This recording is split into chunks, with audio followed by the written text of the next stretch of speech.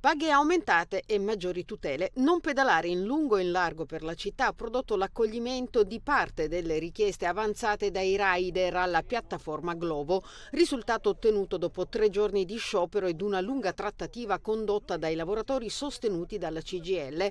Glovo ha accettato l'aumento della paga base per ogni ordine, che passa così da 3 euro a 3,25 euro.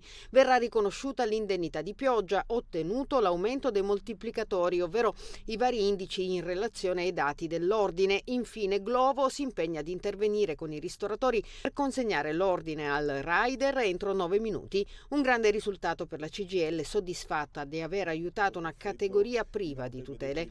La loro protesta è iniziata dopo la morte del collega Ali Jamat, investito da un'auto all'Imena mentre consegnava l'ultimo ordine della giornata. Una vicenda tragica che non è una fatalità, interviene la consigliera regionale Dem Vanessa Camani.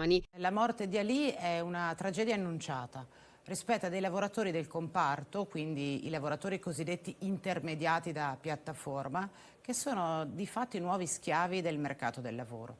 Lavorare per una piattaforma e quindi per queste grandi catene di distribuzione che si occupano di assoldare schiavi che per 3 euro a consegna devono fare turni massacranti senza alcuna tutela, rappresenta il moderno sfruttamento del lavoro, tipico di questa società e di questa fase storica. Anche la Regione può intervenire, da qui le proposte della capogruppo del PD.